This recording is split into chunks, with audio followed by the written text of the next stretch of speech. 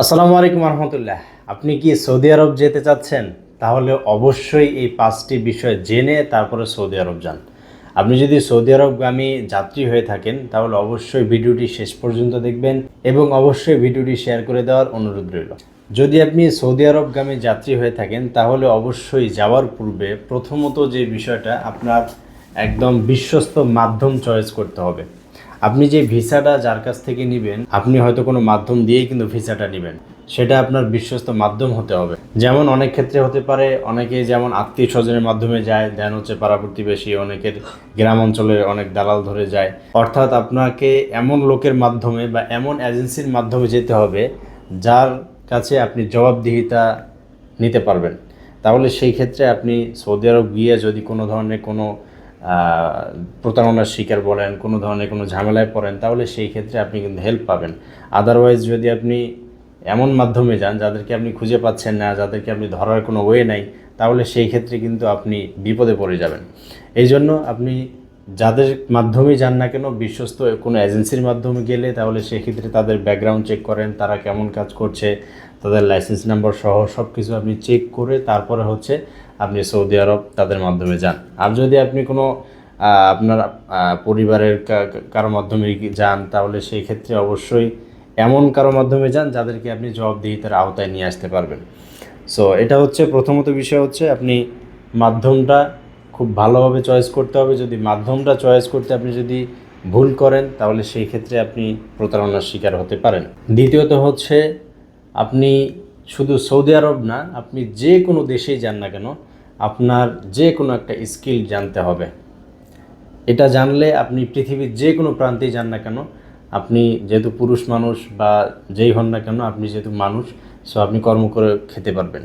Otherwise যদি আপনি কোনো কাজই না জানেন তাহলে সেই ক্ষেত্রে কিন্তু আপনি শুধু সৌদি আরব না, আপনি ইউরোপের যে কোনো একদম ফার্স্ট ওয়ার্ল্ড যে কান্ট্রিগুলো আছে সেগুলোতে গেলেও কিন্তু আপনি কিছু করে খেতে পারবেন না।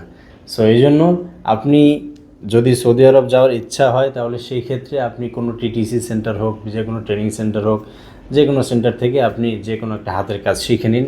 তাহলে সেই ক্ষেত্রে আপনি সৌদি আরব গিয়ে বলেন আর অন্যান্য যে কোনো কান্ট্রিতে গিয়ে বলেন, আপনি ভালো পরিস্থিতি, ভালো টাকা কামাই বলেন, ভালো পরিস্থিতি থাকতে পারবেন। যদিও আপনার সাথে প্রতারণা হয় তাহলেও কিন্তু আপনি অন্যান্য মাধ্যম দিয়ে হলেও আপনি নিজের জায়গা থেকেও আপনি কাজ খুঁজে আপনি কাজ করতে পারবেন। তো বাংলাদেশি প্রবাসীরা বেশিরভাগ ক্ষেত্রে এই বিষয়টাতে পিছিয়ে থাকার কারণে সৌদি আরব গিয়ে বলেন আর অন্যান্য দেশে গিয়ে বলেন প্রতারণার শিকার বেশিরভাগই হয়। তার কারণ প্রতারণার শিকার হয়েছে বা তার কারণ প্রতারণার শিকার হবে এটা অস্বাভাবিক কিছু না। প্রতারণার শিকার হওয়ার পরে সে এমন অবস্থা তৈরি হয়, সে খাইতে পারে না, চলতে পারে না, কোনো কাজ জানে না, একটা যে কাজ নিজে করবে এটাও এই কাজটাও জানে না, হাতের কাজটাও জানে না। তো কাজ জানা না থাকার কারণে দেখা গেছে অনেক জায়গায় সে অবহেলিত হয়। সো এই জন্য আপনি সৌদি আরব যেতে যদি ইচ্ছুক হন বা যেতে আগ্রহী হন তাহলে সেই ক্ষেত্রে অবশ্যই আপনি যে কোনো একটা কাজ জেনে তারপরে সৌদি আরব যাওয়ার চেষ্টা করেন। তার কারণ সৌদি আরবের কাজের বাজার কিন্তু খুবই পরিস্থিতি খারাপ। সো যাওয়ার সময় অবশ্যই ভেবে চিনতে হাতের কাজ জেনে তারপরে যাবেন, না হলে কিন্তু সেখানে গিয়ে এত কম্পিটিশনের মাঝে আপনার টিকে থাকাটা কিন্তু মুশকিল হয়ে দাঁড়াবে। সো এরপরে হচ্ছে আপনি যখন ভিসাটা হাতে পাবেন, ভিসাটা আপনার চেক দিতে হবে। সেটা কি কোম্পানির ভিসা, নাকি কোনো কফিলের আন্ডারের ভিসা, নাকি ছোটো মুআসাসার ভিসা, এগুলো কিন্তু চেক দিতে হবে। যদি কোনো শরিকের ভিসা হয় বা কোম্পানির ভিসা হয় তাহলে সেই ক্ষেত্রে সেটাও ভালোভাবে চেক দিয়ে নিতে হবে। এটা কি সাপ্লাই কোম্পানি নাকি ডিরেক্ট কোম্পানি, না এটা ভিসাটাকে দিয়েছে, ভিসাটা যে আপনি হাতে পেয়েছেন এটা কি ডিরেক্ট কোম্পানির নামে ভিসা না সাপ্লাই কোম্পানির নামে। তো এগুলা ভালোভাবে চেক করে আপনি তারপরে এগুলা ডিসিশন নেবেন। আমাদেরকে অনেকেই কমেন্টে দেখি জিজ্ঞেস করেন বা অনেকেই ফোন দিয়ে জিজ্ঞেস করেন, মেসেজও করেন, অনেকেই ভিসার কপিও পাঠান যে ভাই এই কোম্পানির ভিসাটা কেমন বা এই কোম্পানি কেমন, ওই কোম্পানি কেমন। আসলে একটা দেশের মধ্যে হাজার হাজার লক্ষ লক্ষ কোম্পানি থাকে। সো এগুলো আসলে আমরা যে খোঁজখবর নিয়ে বা আমরা যে আসলে এত কোম্পানির খোঁজখবর আমাদের কাছে থাকে বা এরকম মানে আসলে কোনোভাবেই সম্ভব না। সো এই জন্য আপনার যদি কোনো পরিচিত কোনো মাধ্যম যদি সৌদি আরবে থাকে তাহলে সেই ক্ষেত্রে তাদের মাধ্যমে আপনারা সেটা খোঁজখবর নেন, তাদের আশেপাশে খোঁজখবর নেন, বা যেই সিটিতে কাজ দিচ্ছে ওই সিটিতে যদি কোনো আপনার লোক থাকে তাহলে সেই ক্ষেত্রে তাদের মাধ্যমে আপনারা যোগাযোগ করে একটু আশেপাশে খোঁজখবর নেওয়ার ট্রাই করবেন।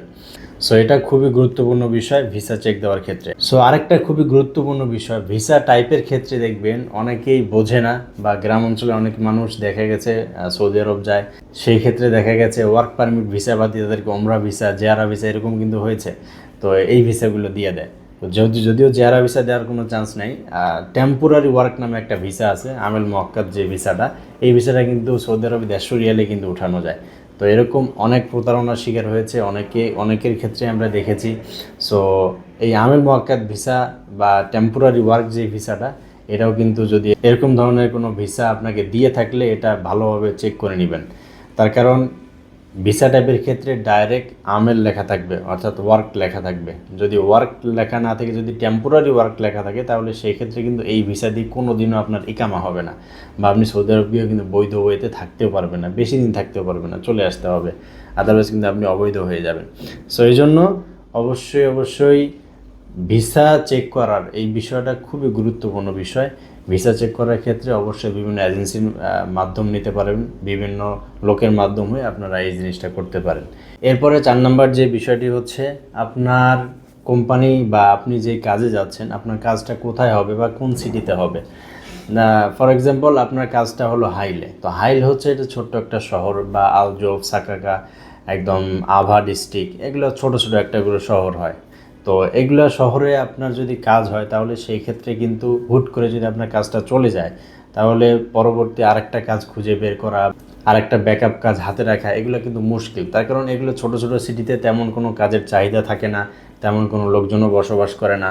সো এই জন্য আপনি চেষ্টা করবেন বড় সিটিতে যাওয়ার, যেমন জেদ্দা, মক্কা, মদিনা, রিয়াদ, দাম্মাম, এগুলোতে যেতে পারেন। সো এগুলোতে গেলে মোটামুটি প্রচুর পরিমাণে মানুষজন বসবাস করে, দেন হচ্ছে কাজের কর্মসংস্থানও অনেক বেশি, কাজের চাহিদাও অনেক বেশি। সো এই জন্য আপনারা চেষ্টা করবেন বড় যে সিটিগুলো আছে, সেই সিটিগুলোতে আপনারা কাজ নেয়ার। এরপর সর্বশেষ যেই পয়েন্টটা, সেটা হচ্ছে আপনি যেই ভিসাতেই যান না কেন, আপনার ইকামার মেয়াদটা কতদিন দিবে, বা আপনি যার মাধ্যমে যাচ্ছেন তাদের সাথে কথা বলে নেগোসিয়েশন করে একদম কনফার্মেশন নিয়ে তারপরে হচ্ছে আপনারা সৌদি আরব যাবেন। তার কারণ সৌদি আরব যাওয়ার পরে আপনারা যদি 3 মাসের মেয়াদওয়ালা যদি ইকামা পান, তাহলে সেই ক্ষেত্রে কিন্তু খুব বেশি আপনি সময় পাবেন না। তার কারণ সৌদি আরব গিয়ে মিনিমাম আপনার ধরে রাখতে হবে 6 মাস থেকে 1 বছর আপনার অবৈধ হওয়া যাবে না। অবৈধ হলে দেখা গেছে আপনিও বিপদে পড়ে যাবেন, আপনার ফ্যামিলিও বিপদে পড়বে। বা 6 মাস পর্যন্ত ব্যাকআপ রাখার মতো আপনার ক্যাপাসিটি থাকতে হবে। সো এই জন্য আপনি যদি সৌদি আরবে যান, তাহলে সেই ক্ষেত্রে অবশ্যই ইকামার বিষয়টা, আপনি ভ্যালিড কিনা, আপনি ওইখানে গিয়ে বৈধ হয়ে থাকতে পারবেন কিনা, এই বিষয়টা অবশ্যই এনশিওর করে নেবেন। এরপর আরেকটা ছোট্ট একটা বিষয় থাকতে পারে, সেটা হচ্ছে সৌদি আরব যাওয়ার পূর্বে আপনারা কিছু ভাষা শেখার চেষ্টা করবেন। ইউটিউবে অনেক টিউটোরিয়াল ভিডিও পাবেন, সেগুলো দেখে আপনারা টুকটাক কিছু ভাষা, একদম প্রাথমিক লেভেলে যে ভাষাগুলো, এগুলো শেখার চেষ্টা করবেন। তাহলে সেই ক্ষেত্রে আপনি সৌদি আরব গিয়ে ভালোভাবে থাকতে পারবেন, বা একটা স্বাভাবিকভাবে আপনার সাথে কেউ না থাকলেও আপনি মানুষজনকে বুঝাইতে পারবেন যে আপনার সমস্যাটা। সো ওভারঅল যে বিষয়গুলো আলোচনা করা হলো, আশা করি আপনারা সৌদি আরবে যাওয়ার পূর্বে যদি এই বিষয়গুলো ভালোভাবে চেক করে, বা ভালোভাবে পয়েন্ট একদম চিন্তাভাবনা করে যান, তাহলে সেই ক্ষেত্রে ইনশাআল্লাহ আশা করি আপনারা বিপদের সম্মুখীন হবেন না। সো এই জন্য আপনারা অবশ্যই ভিডিওটি শেয়ার করে দিবেন। আপনি যদি উপকৃত হয়ে থাকেন, অবশ্যই অন্য ভাইদের উপকৃত হওয়ার সুযোগ করে দিবেন। সো ভালো থাকবেন, সুস্থ থাকবেন, এবং ফ্লাই আল হাদি ইন্টারন্যাশনালের পাশেই থাকবেন। আসসালামু আলাইকুম।